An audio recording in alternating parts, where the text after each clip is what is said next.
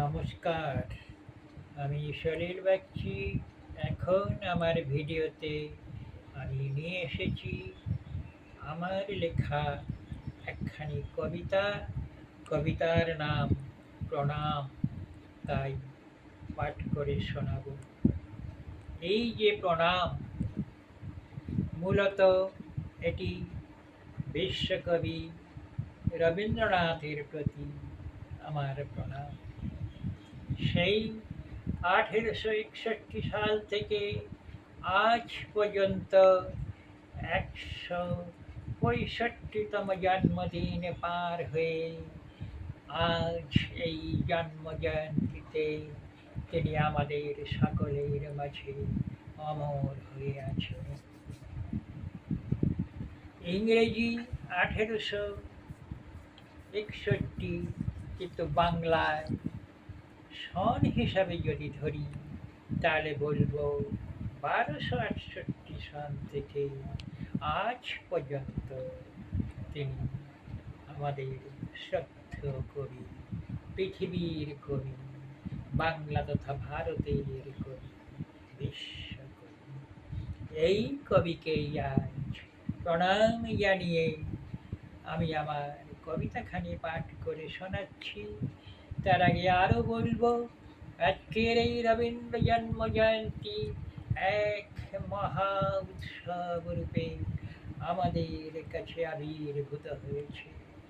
শুধু school college নয়, বহু ক্লাব, সংগঠন, এমনকি অন্যান্য সকলের প্রচেষ্টায় পাড়ায়, শহরে, গঞ্জে সর্বত্রই এই অনুষ্ঠান পালিত হয়ে চলেছে।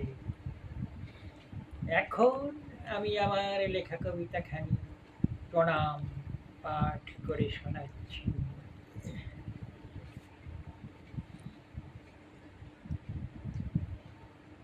তুমি কি শুধুই কবি এ বিশ্ব মাঝারে, তোমা হতে আর কিছু পাই নাই মোরা। তোমার আমর গানে ধরণীর ধুলি হতে আকাশের নীলে যেন সবে আপন হারা। কত গল্পে, কত উপন্যাস মাঝে তোমার সৃষ্টি চরিত্র, তারা তো অমর। কত যুগ গেছে, আরো কত যাবে, তবু তারা রবে কালান্তরে এ ধরণী পথ। তোমার নাটকে আজও তো উজ্জ্বল যে চরিত্র তুমি করেছ সৃজন। কেহ তারা কাঁদে, কেহ হেসে যায়, জীবনের বাধা স্রোতে ভাসায় মন। তুমি বিনে কেবা এ বিশ্ব মাঝারে, যে স্বপন তুমি দেখাইছ কবি, কত জন জীবন কুলায় স্বনির্ভর বুকে বেঁধে নিয়ে সফল তারা তোমারই ছবি। তোমার জনম অমরত্বের মণিকোঠা মাঝে সোনার আখরে আঁকা তব নাম।